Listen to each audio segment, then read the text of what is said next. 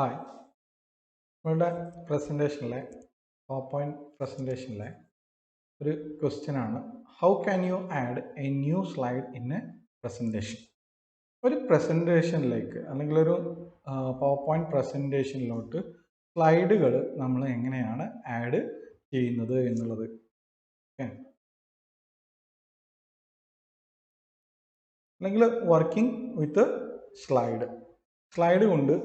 സ്ലൈഡുകൾ നമുക്ക് എന്തൊക്കെ ചെയ്യാം, സ്ലൈഡുകൾ നമ്മൾ ക്രിയേറ്റ് ചെയ്യുന്നത് എങ്ങനെ, പുതിയ സ്ലൈഡ് നമ്മൾ എങ്ങനെ ആഡ് ചെയ്യുന്നത്, സ്ലൈഡ് എങ്ങനെ കോപ്പി പേസ്റ്റ് ചെയ്യാം, എങ്ങനെ സ്ലൈഡുകൾ മൂവ് ചെയ്യാം, എങ്ങനെ ഡിലീറ്റ് ചെയ്യാം എന്നതിനെ കുറിച്ചിട്ടാണ് ഈ ഒരു ക്ലാസ്സിൽ പറയുന്നത്. അപ്പോൾ എല്ലാ PowerPoint പ്രസൻറ്റേഷനും is composed of a series of slide. ഒരു സ്ലൈഡിൻ്റെ ഒരു കൂട്ടത്തെയാണ് നമ്മൾ ഒരു PowerPoint പ്രസൻറ്റേഷൻ എന്ന് പറയുന്നത്. അല്ലെങ്കിൽ ഒരു ഒന്നിൽ കൂടുതൽ സ്ലൈഡുകൾ, ഒന്നോ അതിൽ കൂടുതലോ സ്ലൈഡുകൾ ചേർന്നിട്ടാണ് ഒരു പ്രസൻറ്റേഷനായിട്ട് നമ്മൾ മാറുന്നത്. എന്താണ് അപ്പോൾ സ്ലൈഡ് എന്ന് വെച്ചാൽ? ഒരു സ്ലൈഡ് എന്ന് പറഞ്ഞു കഴിഞ്ഞാൽ ഒരു പ്രസൻറ്റേഷനിനകത്തെ, PowerPoint പ്രസൻറ്റേഷനിനകത്തെ ഒരു പേജിനെയാണ്, ഒരു ഇലക്ട്രോണിക് പേജിനെയാണ് നമ്മൾ സ്ലൈഡ് എന്ന് നമ്മൾ പറയുന്നത്. ഇനി ഈ സ്ലൈഡിൽ എന്താണ് ഉണ്ടാവുന്നത്? സ്ലൈഡിൽ എന്തൊക്കെ ഉണ്ടാവും? Slide contain place holders. അതായത് പ്ലേസ് ഹോൾഡേഴ്സ് എന്ന് പറഞ്ഞാൽ അതിൻ്റെ ഒരു മീനിങ് തന്നെ നമുക്ക് അതിനകത്ത് കുറച്ച് തിങ്സുകൾ, സാധനങ്ങൾ വെക്കാനുള്ള ഒരു ഇടമായിക്കൊണ്ടാണ് പ്ലേസ് ഹോൾഡേഴ്സ് എന്ന് അറിയപ്പെടുന്നത്. അല്ലെങ്കിൽ സ്ലൈഡിനകത്ത് നമ്മളുടെ പിക്ചർ ആവട്ടെ, ടെക്സ്റ്റ് ആവട്ടെ, പിന്നെ അല്ലെങ്കിൽ ചാർട്ട് ആവട്ടെ, അങ്ങനെ അത്തരത്തിലുള്ള തിങ്സുകൾ, അത്തരത്തിലുള്ള ഐറ്റംസുകൾ വെക്കാനുള്ള ഒരു ഇടമാണ് സ്ലൈഡ് എന്ന് പറയുന്നത്.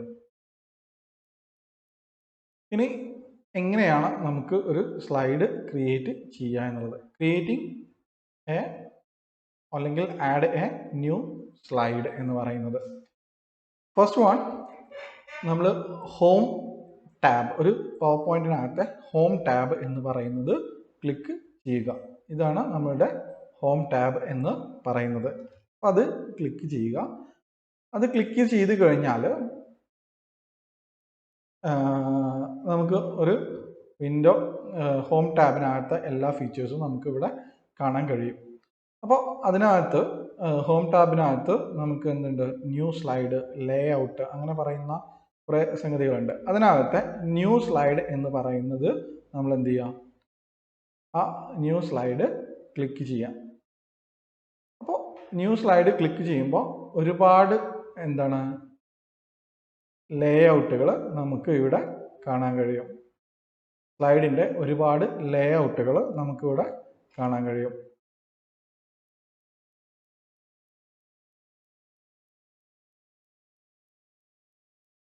ഇനി മൂന്നാമത്തെ സ്റ്റെപ്പ് എന്ന് പറയുന്നത്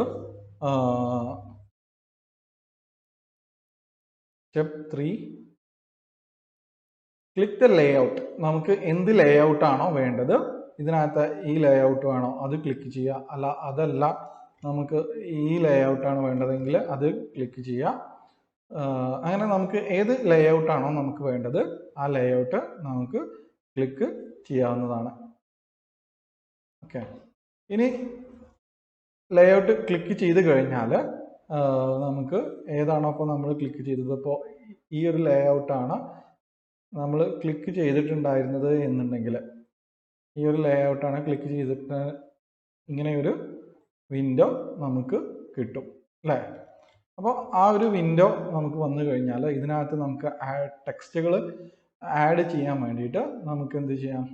ഇവിടെ ഈ ക്ലിക്ക് ആഡ് ടൈറ്റിൽ അല്ലെങ്കിൽ ക്ലിക്ക് ടെക്സ്റ്റുകൾ ആഡ് ചെയ്യണമെന്നുണ്ടെങ്കിൽ നമുക്ക് എന്ത് ചെയ്യാം? ഇവിടെ ക്ലിക്ക് ചെയ്ത് കഴിഞ്ഞാൽ നമുക്ക് ടെക്സ്റ്റുകളും പിന്നെ ഇമേജാണ് വേണ്ടതെങ്കിൽ ഇമേജുകളൊക്കെ നമുക്ക് എന്ത് ചെയ്യാം? അതിനകത്ത് ഹോൾഡ് ചെയ്ത് വെക്കാം.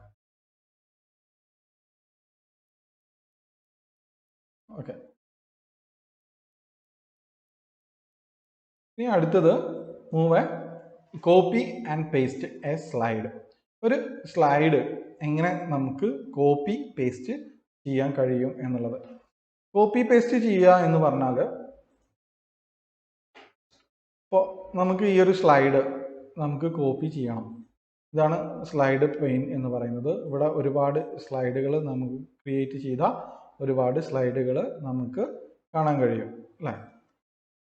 അപ്പോൾ ഇതിനകത്ത് ഒരു സ്ലൈഡ് നമുക്ക് എന്ത് ചെയ്യണം, കോപ്പി ചെയ്യണം എന്നുണ്ടെങ്കിൽ അതിലെ ആദ്യത്തെ സ്റ്റെപ്പ് എന്ന് പറയുന്നത് ഏത് സ്ലൈഡാണോ നമുക്ക് കോപ്പി ചെയ്യേണ്ടത്, ഈ സ്ലൈഡാണ് കോപ്പി ചെയ്യേണ്ടത് എന്നുണ്ടെങ്കിൽ നമ്മൾ എന്ത് ചെയ്യണം, ഇത് സെലക്ട് ചെയ്യണം. സെലക്ട് ചെയ്യണമെന്ന് ചെയ്യേണ്ട, അത് ജസ്റ്റ് ക്ലിക്ക് ചെയ്താൽ മതി. എന്നിട്ട് അതിനകത്ത് രണ്ടാമത്തെ സ്റ്റെപ്പ് എന്ന് പറയുന്നത് ഇവിടെ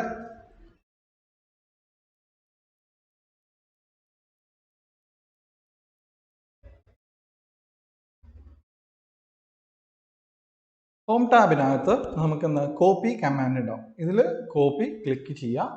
എന്നിട്ട് നമുക്ക് പേസ്റ്റ് ചെയ്യണം എന്നുണ്ടെങ്കിൽ നമ്മൾ എന്ത് ചെയ്യാം, ഇവിടെ റൈറ്റ് ക്ലിക്ക് അമർത്തിക്കൊണ്ട് പേസ്റ്റ് ചെയ്യാം. അപ്പോൾ ഇവിടെ എന്ത് ചെയ്തു, ഇതേ രണ്ടെണ്ണമായിട്ട് നമുക്ക് ഇതിൻ്റെ ഇത് ഫസ്റ്റ്, ഇത് രണ്ടാമത് അതിൻ്റെ കോപ്പി വന്നു കഴിഞ്ഞു. അപ്പോൾ ഓക്കെ. ഇനി അല്ല എന്നുണ്ടെങ്കിൽ വേറൊരു ഓപ്ഷൻ എന്ന് പറയുന്നത് നമുക്ക് ഈ ലെഫ്റ്റ് പെയിനകത്ത്, ലെഫ്റ്റ് പെയിൻ എന്ന് പറഞ്ഞാൽ ഈ സ്ലൈഡിനകത്തുള്ള ഈ പെയിൻ, ഇതിനകത്ത് റൈറ്റ് ക്ലിക്ക് ചെയ്തുകൊണ്ട് നമുക്ക് എന്ത് ചെയ്യാം, കോപ്പി ചെയ്യാം. അല്ലെങ്കിൽ ഒരു ഓപ്ഷൻ Ctrl+ സെലക്ട് ചെയ്തിട്ട് Ctrl+C അമർത്തുക. പേസ്റ്റ് ചെയ്യാൻ വേണ്ടിയിട്ട് Ctrl+V നമുക്ക് എന്ത് ചെയ്യാം, ഉപയോഗിക്കാം. അപ്പോൾ ഇത് കോപ്പി. ഇനി ഇവിടെയാണ് നമുക്ക് വേണ്ടത് എന്നുണ്ടെങ്കിൽ റൈറ്റ് ക്ലിക്ക്, പേസ്റ്റ്. ഓക്കെ. ഇനി അടുത്തത് ഡിലീറ്റ് എ സ്ലൈഡ്. ഒരു സ്ലൈഡ് നമുക്ക് ഡിലീറ്റ് ചെയ്യണം എന്നുണ്ടെങ്കിൽ നമ്മൾ എന്ത് ചെയ്യണം, സ്ലൈഡ് ഡിലീറ്റ് ചെയ്യണം എന്നുണ്ടെങ്കിൽ ആദ്യം ഏത് സ്ലൈഡാണോ നമ്മൾ ഡിലീറ്റ് ചെയ്യേണ്ടത് അത് ക്ലിക്ക് ചെയ്യുക. എന്നിട്ട് ഒന്നുകിൽ ഡിലീറ്റ് ബട്ടണോ അല്ലെങ്കിൽ ബാക്ക് സ്പേസ് ബട്ടണോ, കീബോർഡിനകത്ത് ഡിലീറ്റ് ബട്ടണോ ബാക്ക് സ്പേസ് ബട്ടണോ ക്ലിക്ക് ചെയ്യുക, അമർത്തുക. അപ്പോൾ ആ ഒരു സ്ലൈഡ് പോയി. Ctrl+Z അമർത്തി കഴിഞ്ഞാൽ ആ മാറ്റം തിരിച്ച് വീണ്ടും എന്താണ്, അൺഡു ആവും. നമുക്കത്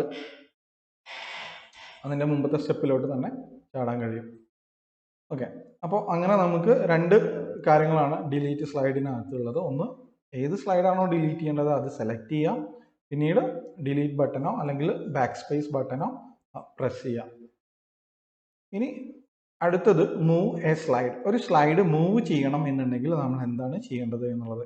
ഒരു സ്ലൈഡ് മൂവ് ചെയ്യണം എന്നുണ്ടെങ്കിൽ ആദ്യം നമ്മൾ ആ സ്ലൈഡ്, ഏത് സ്ലൈഡാണോ മൂവ് ചെയ്യേണ്ടത് അത് സെലക്ട് ചെയ്യുക. എന്നിട്ട് അത് ഹോൾഡ്, സ്റ്റെപ്പ് 2 എന്ന് പറയുന്നത് അത് ക്ലിക്ക് ചെയ്യുക. എന്നിട്ട് ഹോൾഡ് ചെയ്ത് പിടിക്കുക. എന്നിട്ട് ഏത് ലൊക്കേഷനിലോട്ടാണോ വേണ്ടത് അങ്ങോട്ട് പോകുമ്പോൾ ഒരു നമുക്ക് എന്താ ഹൊറിസോണ്ടൽ മാർക്ക് കാണാൻ കഴിയും അല്ലേ. നോക്കിക്കഴിഞ്ഞാൽ എവിടെയാണോ പ്ലേസ് ചെയ്യേണ്ടത് അവിടെ ഒരു മാർക്ക് വരും, ഹൊറിസോണ്ടൽ ഒരു ബാർ വരും. അവിടെ നമ്മൾ റിലീസ് ചെയ്ത് കഴിഞ്ഞാൽ, മൗസ് റിലീസ് ചെയ്ത് കഴിഞ്ഞാൽ അങ്ങോട്ടേക്ക് സ്ലൈഡ് മൂവ് ചെയ്യും. അപ്പോൾ ഇങ്ങനെയാണ് ഒരു സ്ലൈഡ് നമ്മൾ ക്രിയേറ്റ് ചെയ്യുന്നതും പിന്നീട് കോപ്പി ചെയ്യുന്നതും പിന്നീട് ഡിലീറ്റ് ചെയ്യുന്നതും മൂവ് ചെയ്യുകയും ചെയ്യുന്നത്.